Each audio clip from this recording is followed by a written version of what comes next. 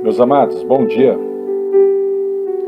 Eu quero trazer um entendimento mais esclarecido a respeito de algumas palavras da parte de Deus que fala que passará céus e terra e a palavra dele não passará, que o povo dele é destruído porque lhe falta o conhecimento, porque rejeita ao conhecimento que vem do alto. E ele fala que também por aqueles que rejeitam ao conhecimento que vem dele, e rejeita até mesmo os conselhos daqueles que são sacerdotes diante dele, o povo começa a se esquecer da lei do próprio Deus. Na verdade, hoje toda letra mata, mas o Espírito vivifica. Mas para que eu ande em Espírito, eu tenho que entender a lei. Porque passa céus e terra e a palavra de Deus não passa. Também, Deus fala que quando se esquece dos mandamentos, dos estatutos dele, ele fala até mesmo que esquece dos nossos filhos. Isso é muito sério, porque Deus ele não volta atrás em nada do que ele fala. Esta palavra você vai ler no livro de Oséias, capítulo 4, verso 6 em diante. Então, muitos são os que se multiplicam sobre a terra que não querem dar este valor àquilo que o próprio Deus fala. Porque Deus fala, olha, vocês estão pecando contra mim. E eu mudarei a sua honra em vergonha. Quando as pessoas começam a andar fora dos caminhos do Senhor, o próprio Deus se levanta e tira a honra que é de uma pessoa e começa a transformar em vergonha. Deus, ele é juiz, ele é criador de luz e trevas. E Deus, ele movimenta o mundo espiritual de acordo com a sua inteligência. A mente do Senhor, ela sempre vai ser acima da nossa mente. E Deus fala que há sacerdotes que comem dessa oferta vinda ao altar, oferta do pecado do povo, e simplesmente trata o altar de Deus como se fosse um meio de barganha para se enriquecer sobre esta terra. Ora, a palavra do Senhor é bem clara, que aquele que se faz amigo do mundo se faz inimigo de Deus, pois a riqueza deste mundo é transgressão contra o próprio Deus, conforme Mateus capítulo 6, verso 23, 24, 25 em diante. Então, segundo os nossos caminhos, o caminho da humanidade, nós não damos muito valor a algumas palavras da parte do próprio Deus, que é rema para o resto da nossa caminhada. Ora, a nossa recompensa vem segundo as nossas obras, porque a palavra do Senhor diz lá, em João capítulo 15, que a vara em Deus que não der fruto, esta ele vai cortar. Mas a vara em Deus que der fruto, esta ele vai podar, para que dê mais fruto ainda. Mas para que nós venhamos a dar frutos em espírito, ajudar a levantar pessoas caídas, através do Espírito Santo, nós temos que nos aprofundar em conhecimento diante de Deus, em jejum, em oração, em joelho dobrado, em consagração. E até mesmo para aqueles que querem se fortalecer mais ainda, subir ao monte, descer monte, fazer propósito em tempo e fora de tempo, ir à casa do Senhor, louvar, glorificar, ouvir a palavra de Deus. Porque Deus, se nós não fizermos isso, ele vai nos entregar a luxúria deste mundo. Vai nos entregar as nossas próprias concupiscências carnais, como diz o livro de Romanos. E nós não vamos se multiplicar, ou multiplicar a nossa vida, as nossas finanças, os nossos bens. Porque uma coisa é eu querer pela minha concupiscência carnal. Outra coisa é direito adquirido. Quando eu estou na posição, as bênçãos do Senhor ela me alcançam. Porque Deus acha graça naquele que atenta para os seus mandamentos, para o seu espírito, para as coisas do reino. Porque a palavra do Senhor diz primeiramente as coisas do reino, a sua justiça e as demais coisas vos será acrescentado. Eu estou pregando Oséias capítulo 4, verso 6 em diante. Essa luxúria da concupiscência carnal, este vinho, esta mesa do escarnecedor, esse mosto, essa comida, ela desvia o nosso coração do próprio Deus. Quando nos vem a aflição da parte de Deus, é porque Deus quer moldar alguma coisa na nossa vida. Mas o povo de hoje, ele vai consultar a imagem de escultura que é feita de madeira. A grande maioria, no mundo inteiro. Eles vão numa mata, cortam ali um pedaço de madeira, lapidam a imagem e semelhança de um ser humano, seja feminino ou masculino, traz para a sua casa, dá vestes, pinta os seus olhos, ajoelha e adora, e até mesmo levam para as feiras para poder vender. E as pessoas compram essas imagens de escultura por tradição, porque vem do bisavô para o avô, para o pai, para os filhos, para os netos, e aí vai passando de geração em geração essa cultura. Mas a Bíblia diz a respeito disso: ora, não ouve, não fala e não vê, e jamais subiu ao reino dos céus. O sábio Salomão fala que quem faz ou pratica estas coisas é como tolo, pois adora o fruto das suas próprias mãos. E Deus fala no livro de Oséias, capítulo 4, versos 6 em diante, que quem faz estas coisas é como se fosse um prostituto no mundo espiritual. Porque prostituição é se desviar daquilo que é correto. As pessoas têm a prostituição como se fosse só estar com uma mulher vadia, ou até mesmo sair fazendo verdadeiras loucuras segundo a carne no mundo. E para Deus, prostituição não é isso. Não é somente isso. Prostituição é se desviar dos caminhos do Senhor. Prostituição é se desviar da palavra dele. Prostituição é não se sujeitar a Deus, é não glorificar ao Todo-Poderoso. Prostituição é sacrificar por cima dos montes, fazendo obra de macumbaria, de bruxaria, de espiritismo, de umbanda, de quimbanda, de candomblé, ou qualquer outra obra que não é as obras de Deus. As pessoas, até o dia de hoje, elas queimam incenso nos outeiros, nos cumes dos montes, debaixo de árvores, em encruzilhadas. Elas vão até as beiras das cachoeiras, às sombras dos cemitérios, para fazer um sacrifício a Baal, a Astarote, a Nimrod, a Tamuz, a Nosferatus, porque elas fazem isso, mas não sabem quais são as verdadeiras linhagens desses demônios, que está organizando os Exus, Caveira, do Lodo, Maria Padilha, Maria Mulambo, porque são demônios que são tratados nessas seitas.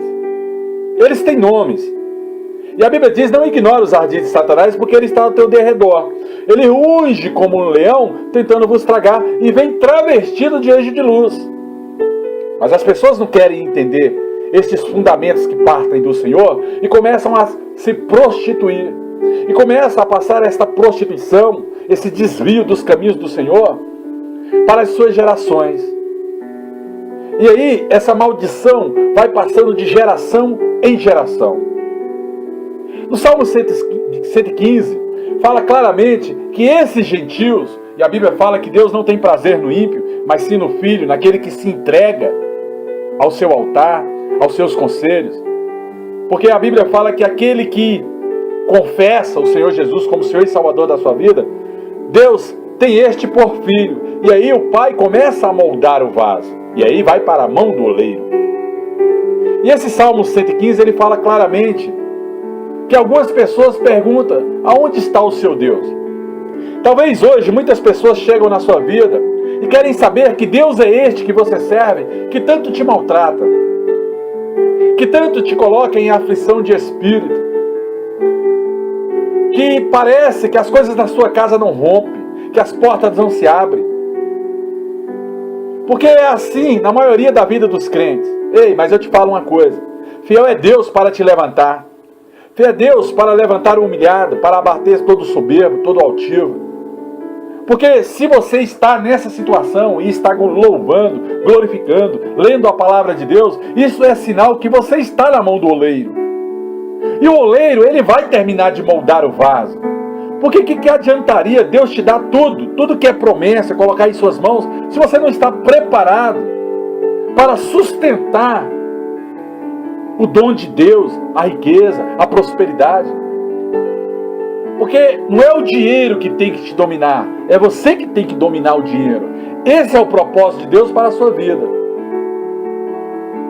Mas nós temos que responder desta forma: olha, o nosso Deus está no céu. O nosso Deus não está sobre a terra. O nosso Deus, ele faz tudo que nos agrada. Ele é o Deus do impossível. Ele é Jeová, Jireh, o Deus que faz prover todas as coisas. Ele é Yahvé, o tetragramaton, o princípio e o fim de todas as coisas. Ele é Jeová Shalom, a nossa paz. Ele é Emmanuel, Deus comigo. Ele é a rosa de Saron. Ele é o lírio dos vales. Ele é aquele que me veste quando eu preciso de roupa. Ele é aquele que me alimenta quando eu preciso de alimento. Ele é aquele que me dá aquilo que eu possa sustentar. Mas os ídolos que estão no mundo, esses aí, irmão, são de prata, são de ouro, são de pedra, são de madeira e são feitos por mãos humanas. Você sabe onde está essa palavra, meu amigo? Está lá no Salmo 115. Olha, meu amigo, este ídolo que tanto você preza, tem boca e não fala, tem olho e não vê, tem ouvido e não ouve, tem nariz e não cheira, e jamais subiu ao reino dos céus. E eu quero te falar outra coisa, meu amigo, pelo poder do nome de Jesus: se você jogar ele numa fogueira, ele vai queimar. Se você jogar ele numa caldeira, ele vai derreter. Então essas mãos não apalpam, esses pés não andam, não sai som da garganta do ídolo, feitos por mãos humanas. Que estes ídolos se tornem semelhante àqueles que o fazem, pois os que fazem vão se transformar semelhante aos seus ídolos. Não vão ouvir, não vão ver, não vão falar, porque é uma maldição bíblica para tais que fazem determinadas práticas diante de Deus, porque Deus trata isso como prostituição. Nós temos que confiar no Senhor. O salmista Davi diz que os nossos olhos têm que ser levados aos montes. De onde nos vem o socorro? O nosso socorro vem do Senhor, que fez os céus e a terra. O nosso socorro vem do alto. Quando nós clamamos aqui embaixo na terra em espírito e verdade, clamamos a Deus em sinceridade de espírito, segundo a sua palavra, segundo aquilo que Deus entende que é sinceridade de espírito, o nosso Deus responde. Ele desce a essa terra e nos sara, prepara os nossos caminhos, abre as portas onde não tem porta e entrega o nosso direito em nossas mãos. Mas não são assim aqueles que estão no mundo. Então, este Deus, Ele castiga os nossos filhos, porque nós caminhamos pelos caminhos dos prostitutos, daqueles que se desviam dos caminhos do Senhor. Há muito cristão hoje que está voltando para o mundo, porque não teve a paciência de aguardar Deus entregar o direito, e nem buscou capacitação para receber tal direito em suas mãos. Quando nós adulteramos a palavra de Deus, quando nós colocamos palavras que não partiu de Deus sobre a sua própria palavra, nós sofremos as maldições descritas no próprio livro da lei, conforme o último capítulo de Apocalipse. Porque Deus nos trata como prostituto, como um povo que se desvia. Nós passamos a ser vaso de desonra e não de honra, como diz o livro de Romanos, capítulo 9. Somos tratados até mesmo como meretrizes que sacrificam diante de outros deuses, deuses estranhos. Ou por acaso o nosso Deus não julga a todos os deuses desta terra, conforme o livro de Isaías, do capítulo 30 ao capítulo 60? Amados, temos que entender a palavra de Deus, buscar este conhecimento que vem da parte de Deus, mas não buscar só em leitura, porque se é livro sagrado, tem que ter reverência para a leitura. Você vai buscar aos poucos. Lê 3 capítulos, ajoelha 1 a 2 horas em espírito, para que a palavra penetre ao seu coração e para que você venha ruminar esta palavra em momento oportuno. Pois o povo que não tem entendimento da parte de Deus, este conhecimento, essa sabedoria de Deus dada pelo próprio Espírito Santo, este povo vive transtornado na terra. Conforme a palavra de Oséias capítulo 4, versos 6 ao 19. Leia a palavra e vai entender o que eu estou te falando. E Jesus, ele não está retirando nada da lei, mas ele está acrescentando graça, porque graça, a bênção era de Israel. E quando ele prega para Samaria, ele prega com graça. Ele entrega um direito para Samaria que não era de Samaria, era de Israel. E esta graça chega até nós. E as pessoas confundem graça. Ora, graça é induto. Graça, amado, é algo que é dado gratuitamente. É um prêmio de vitória sem ter batalha. Então nós temos que entender estas palavras que vêm da parte de Deus. Então, Deus, ele começa, até mesmo em Israel, no livro de Oséias, falar que esse povo anda se prostituindo, mas ele não tem ajudar na época do profeta Oséias como culpado. Porque o Senhor, ele vive e ele reina. Israel, como uma novilha obstinada, vem se rebelando contra o próprio Deus. Mas Deus não está julgando a Judá, que é uma tribo que fica dentro do próprio Israel, mas não se consideram israelitas. São irmãos. É filho. Judá é filho de Israel. Agora o Senhor os apacentará. Vai chegar o dia que o Senhor vai apacentar a videira, porque a videira é Israel. Nós somos como vara enxertada nessa videira. Nós somos como um cordeiro que recebeu uma bênção que era nossa. Nós somos filhos do Altíssimo por adoção. Nós hoje conhecemos esse Evangelho, estamos em lugares espaçosos, porque temos a promessa dada a Israel, dada a Jacó. Porque Deus fala para Jacó: a partir de hoje não te chamará mais Jacó, mas sim Israel, pai de uma grande nação. E uma das tribos de Israel, chamada Efraim, ela se entregou a esses ídolos, de pau, de pedra, de bronze, de ferro, de ouro. E Deus pediu para que Efraim viesse a deixar a prostituição, a idolatria. Mas Efraim continuou a beber da bebida, a andar na luxúria, a se desviar dos caminhos e andar segundo a vergonha, até os seus governantes, os seus líderes. Um vento os envolveu nas suas asas e os envergonhou, porque o próprio Deus, por causa desses sacrifícios a ídolos, gerou vergonha. E aqui nós vemos uma tribo que ela tem a promessa de ser vaso de honra, porque era filho de Israel, tanto Judá como Efraim. Vieram da raiz de Davi, da raiz de Israel, de Jacó. Mas Deus, ele traz a vergonha para aqueles que não andam em seu caminho. Em Cristo, eu digo estas coisas e não minto. Eu não preciso mentir. Eu não estou aqui para persuadir você a erros espirituais. Eu estou aqui para te ensinar os caminhos da verdade. Para que você reflita com a sua mente qual o caminho que você está seguindo em Cristo. E se você realmente está seguindo a Cristo em espírito e em verdade. Dando bom testemunho, em consciência do Espírito Santo. Conforme o livro de 1 Coríntios, capítulo de número 9. Porque Paulo, nesta carta do capítulo 9 de 1 Coríntios, ele fala que está andando em constante tristeza. E há um pesar, uma dor no seu coração. Porque ele mesmo poderia desejar ser anátema, amaldiçoado diante de Cristo. Por amor dos irmãos dele, que não reconheceram Jesus Cristo como Senhor e Salvador das suas vidas.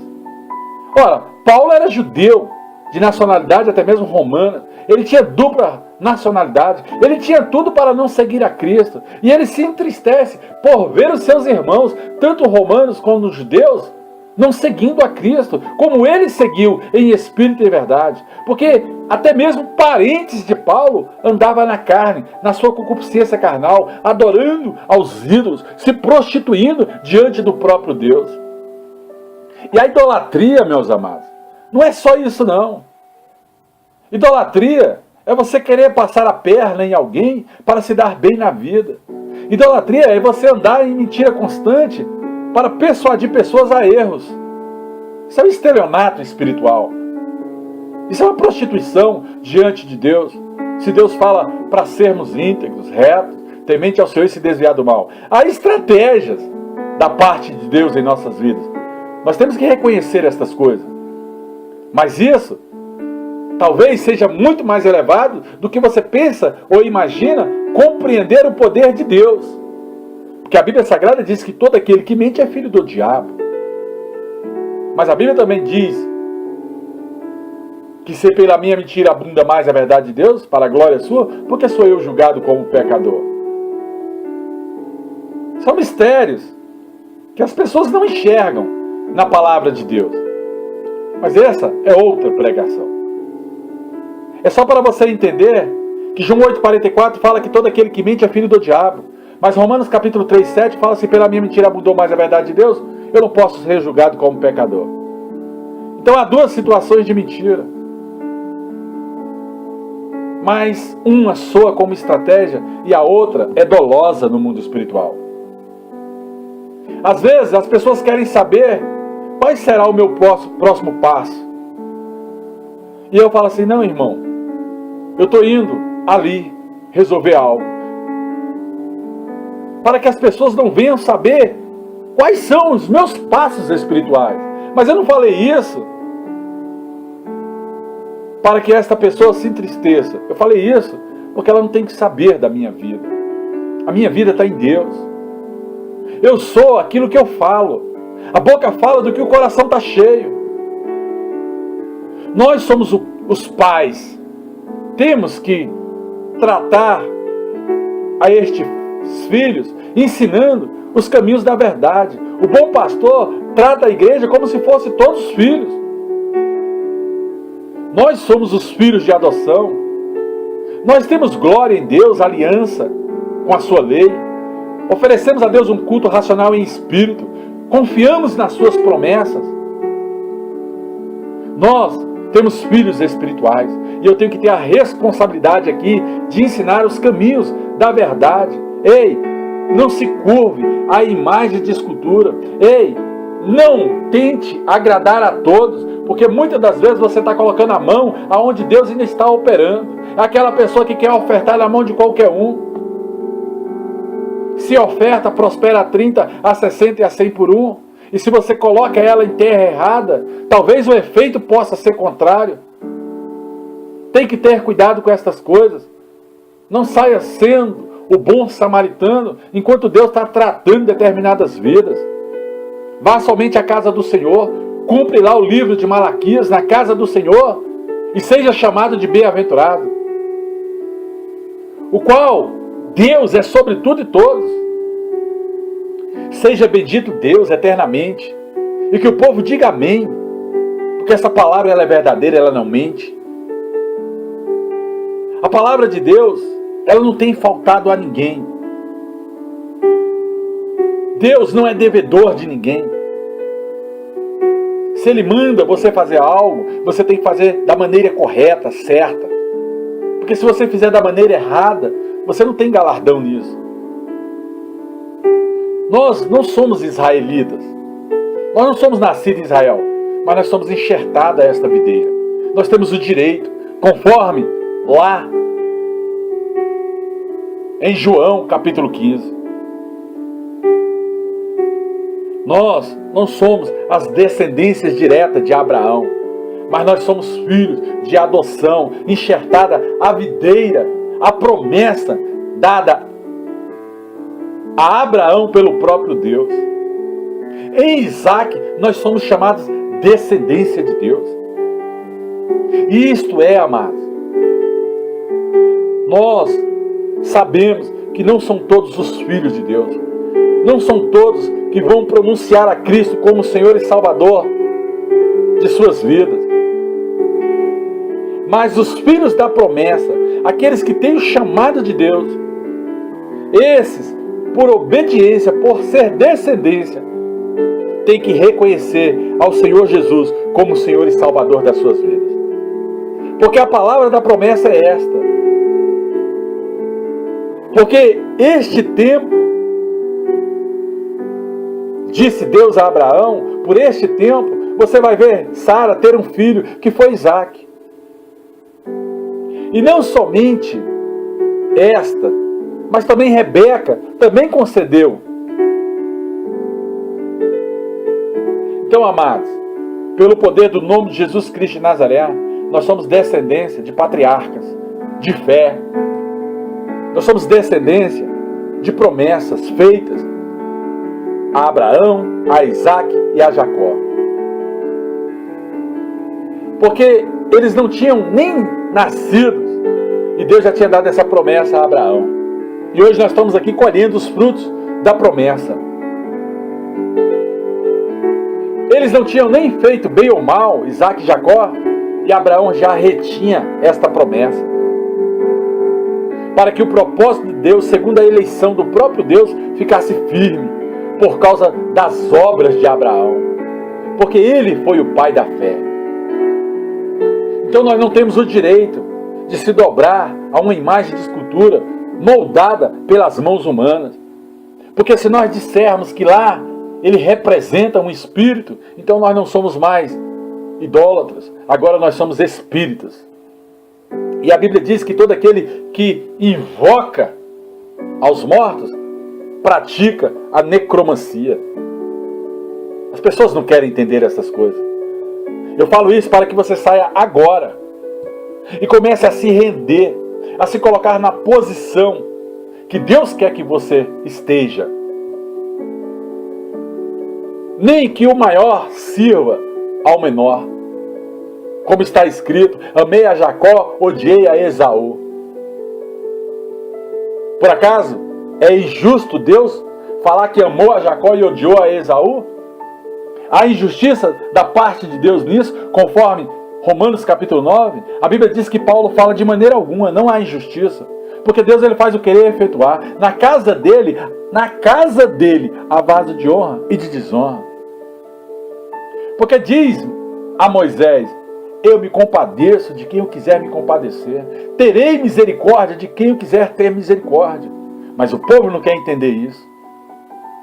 Amados, se Deus te tirar por vaso de desonra, se Ele não vê você se esforçando, eu sinto muito pela sua vida, porque Deus, Ele é desta forma mesmo. Ele se compadece de quem Ele quiser se compadecer. Ele tem misericórdia de quem Ele quer ter misericórdia. Aprove a Deus me aprovar no meu ministério. Mas eu também corro riscos diante do próprio Deus e sou consciente disso. Assim, pois, amados, isso não depende de quem quer, nem de quem corre a carreira, mas de Deus que se compadece de alguém. Leia o capítulo 9 de Romanos para você entender essas coisas, meu amado. Porque diz a Escritura que Faraó queria até mesmo se levantar para liberar aquele povo. Mas Deus fala que Ele levantou a Faraó para mostrar em Faraó o poder do próprio Deus. Faraó, meu amado, ele queria liberar o povo, era na primeira, segunda praga. Mas a Bíblia diz que Deus trancou o coração de Faraó para que Faraó não libertasse ao povo. Porque ele, na sua natureza humana, ele teria libertado aquele povo. Por acaso é Deus injusto? de ter travado o coração de Faraó nas 10 pragas, até matar o seu primogênito, para que o nome do Senhor seja anunciado sobre toda a terra. Ele enviou um demônio da parte dele a Saul. Agora vai entender essas coisas. Satanás só vai até onde Deus quer, meu amado, porque o poder soberano é de Deus e não de demônios. Tema a Deus mais do que teme a demônios. Porque Deus, se Ele te pegar na idolatria, na prostituição espiritual, que Ele já declarou que Ele não se compadece destes, Ele não vai ter pena de você não, amado. Porque é a palavra dEle. E a palavra dEle não passa. Então Ele se compadece de quem quer, endurece com quem quer. Porque alguém vai se queixar diante dEle. Você tem a coragem de falar: o Senhor é injusto? Porque Paulo já respondeu: de maneira alguma. Portanto, amado, pelo poder do nome de Jesus Cristo de Nazaré, quem resiste à vontade de Deus é tratado como insensato no mundo espiritual. Mas o homem, quem é ele? Quem é o homem? Pelo poder do nome de Jesus Cristo de Nazaré, para dizer para Deus o que fazer. Porventura, a coisa formada na mão do oleiro dirá para aquele que o formou: por que tu faz isso comigo? Por que você faz isso na minha vida, desta forma? Me deixa passar vergonha. Por que isso? Ou não tem o oleiro, amado, poder sobre o barro? Ou não tem o oleiro poder sobre a massa para honrar ou desonrar? Amados, Deus é além do que você pensa ou imagina. Aprove Deus cumprir a promessa que Ele fez em nossas vidas. Mas Ele não tem obrigação nisso. Ele faz se Ele quiser fazer. É triste falar isso.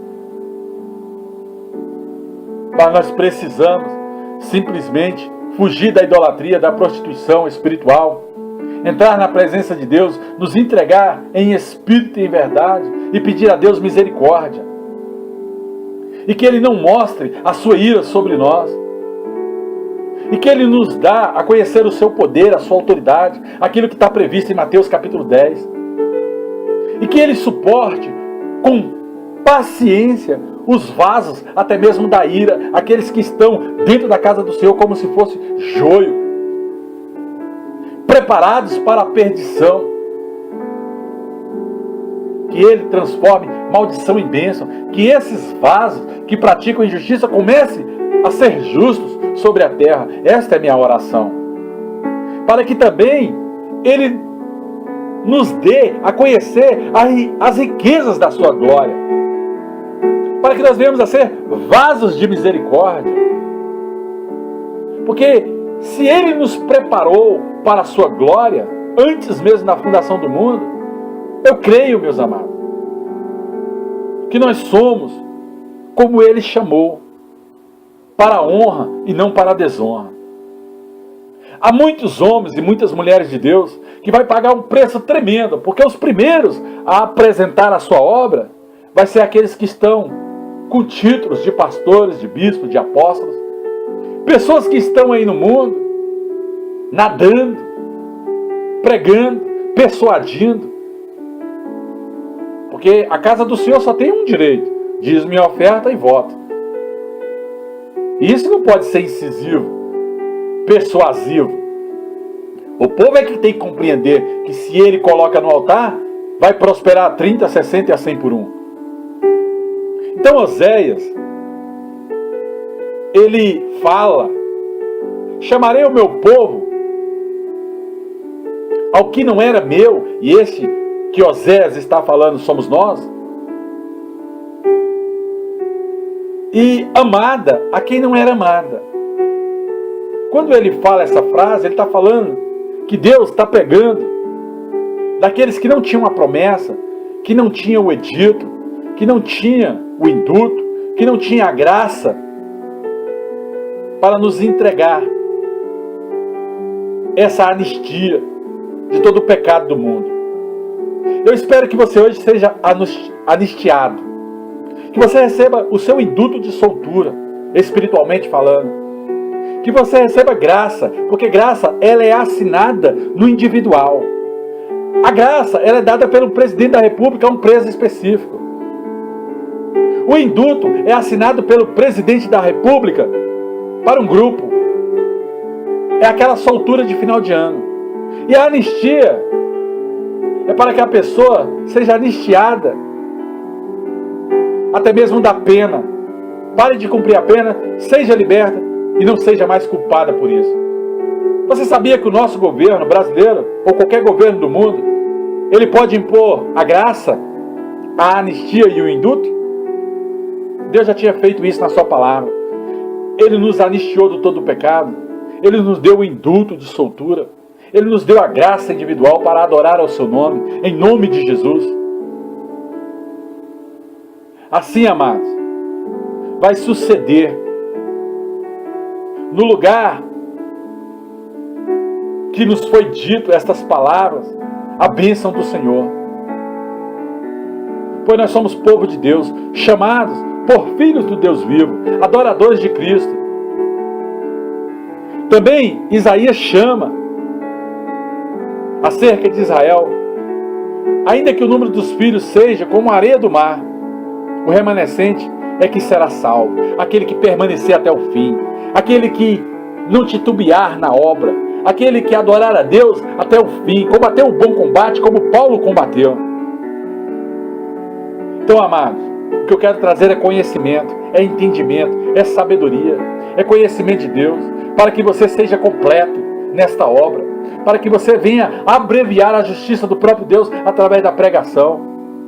Porque o Senhor, breve, vai vir, amados, cobrar a sua obra sobre a terra.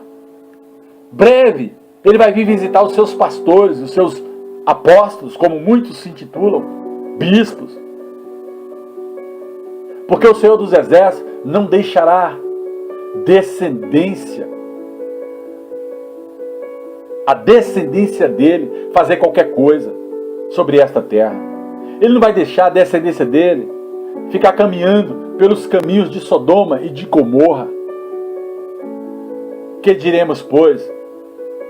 Que os gentios não buscavam a justiça para alcançar a justiça de Deus? Sim, mas a justiça de Deus, meu amado, é pela fé. A Bíblia diz, lá em Hebreus, no capítulo de número 10, nos últimos versículos: o meu justo me agrada por fé. Já no versículo 11, já no capítulo 11, versículo 1 de Hebreus 11, fala que a fé é certeza de algo que se espera, é convicção de fato que não se vê. O meu justo só vai me agradar por fé. E fé, amados, é fazer o que Deus manda. Porque Israel buscava a justiça pela lei. Mas Paulo falou em 2 Coríntios 3,6 que a letra mata, o espírito vivifica. Mas para que eu também entre em espírito, eu tenho que passar pela lei. Eu tenho que entender a letra para viver em espírito. Então, amados, a justiça ela não chegou pela lei. Ela chegou pela fé. Eu sou justificado por fé diante de Deus. Porque não foi pela fé que veio a lei do pecado. Porque quem condena o pecado é a letra. Muitos tropeçam na pedra de tropeço. Porque está escrito: eis que eu ponho em Sião uma pedra de tropeço, uma rocha de escândalo. E todo aquele que crer nela não será confundido. Jesus fala: eu sou a pedra da esquina, eu sou a pedra angular. Ele vira para Pedro e fala assim: tu és pedra, mas sobre esta pedra, e aponta para ele de volta, edificarei a minha igreja. Então, amado, não seja confundido com as coisas de Deus. Comece a meditar em Romanos capítulo 9, do verso 1 ao 33. Medite também lá em Oséias, capítulo 4, versos 6 ao 19. Depois medita em Salmos 115, verso 2 ao 8. Em nome do Senhor Jesus, vai atrás da palavra de Deus. Glorifica a Deus em espírito e em verdade. A palavra dele não passa. Nenhuma palavra dele volta para ele vazia sem surtir o efeito nesta terra. Como homem de Deus, consagrado pelo Senhor, na beira da cama, creia você ou não. Deus me chamou, não foi pelo altar, ou foi através da boca de outro pastor, não. Um dia eu estava orando, e Deus derramou o óleo sobre a minha cabeça, e me entregou os mistérios. Creia você ou não. Haramã, ele calavaça. Ah, se você entendesse essas coisas. Que Deus te abençoe e te guarde. Que Deus faça resplandecer os seus caminhos e que te dê a paz. Oh, aleluias! Glória a Deus, graça e paz, aleluia.